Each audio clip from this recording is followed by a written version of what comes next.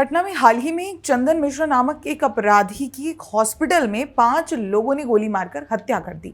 कुछ दिनों बाद ये पांचों अपराधी 19 जुलाई 2025 को कोलकाता में गिरफ्तार हुए।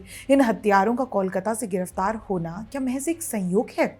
आप कह सकते हैं कि ये अपराधी कहीं भी जाते तो भी कभी ना कभी गिरफ्तार किए ही जाते। पर यह भी सच है कि पिछले कुछ वर्षों से अन्य राज्यों में अपराध करके भागे लोग कोलकाता या पश्चिम बंगाल के अन्य शहरों से कुछ ज़्यादा ही अरेस्ट हो रहे हैं।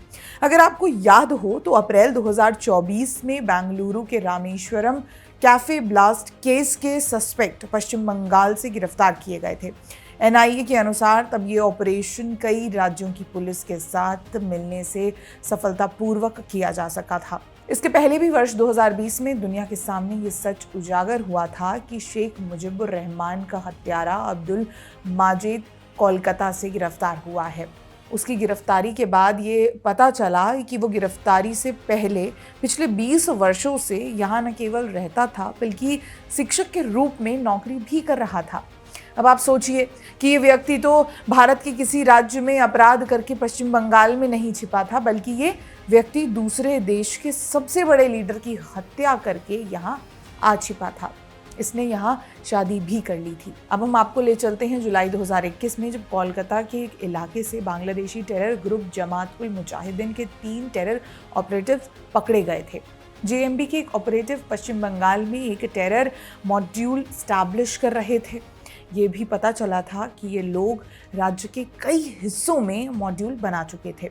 इसके संबंध अलकायदा से थे।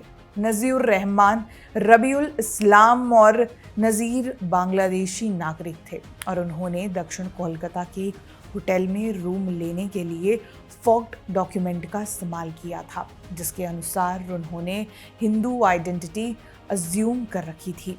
अभी इसी वर्ष मई महीने में राज्य की एसआईटी ने 2 पाकिस्तानी ऑपरेटिव्स को राज्य में अलग अलग जगहों से अरेस्ट किया था। ये ऑपरेटिव जमात उल मुजाहिदीन बांग्लादेश के मेंबर थे। अजमल हुसैन और साहब अली खान नाम के ये टेररिस्ट वीरभूम और नेहाटी से गिरफ्तार किए गए थे। इनका संबंध लश्कर तैयबा से था। अब इस सवाल पर आते हैं कि ऐसी कौन सी बात है जो ऐसे टेरर ऑपरेटिव्स को पश्चिम बंगाल में छिपने या यहाँ मॉड्यूल बनाने के लिए प्रेरित करती है।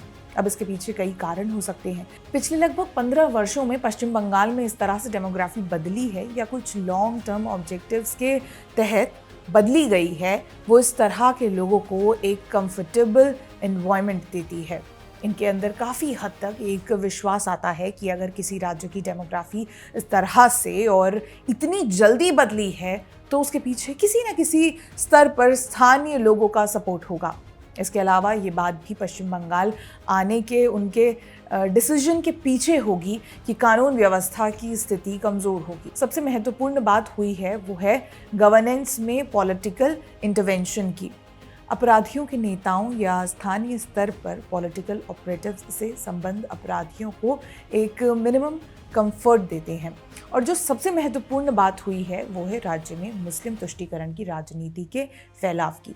हमने अभी हाल ही में देखा कि कैसे वक्फ एक्ट में बदलाव को लेकर राज्य में गवर्नेंस को अगवा कर लिया गया। तृणमूल कांग्रेस के मुस्लिम चेहरों ने सरकारों को किस तरह से न केवल धमकी दी बल्कि काफ़ी हद तक राज्य सरकार और उसकी लीडरशिप को अगवा कर लिया। मुर्शिदाबाद में योजना बनाकर हिंदुओं को मारा गया। कलकत्ता हाई कोर्ट की रिपोर्ट में हम सब ने देखा कि कैसे सत्ताधारी दल के विधायक और काउंसलर तक ने दंगे को सुपरवाइज किया। मुख्यमंत्री ममता बनर्जी ने कैसे मुसलमानों को मनाने के लिए नेताजी इंडोर स्टेडियम में न केवल सभा की बल्कि उनसे मिन्नतें भी की थी कि उन्हें ऐसा नहीं करना चाहिए, और फिर ये सब करने के बाद सब कुछ राग दफा कर दिया गया था। ये सारे फैक्टर्स पश्चिम बंगाल को जिस तरफ ले जा रहे हैं वो चिंताजनक हैं।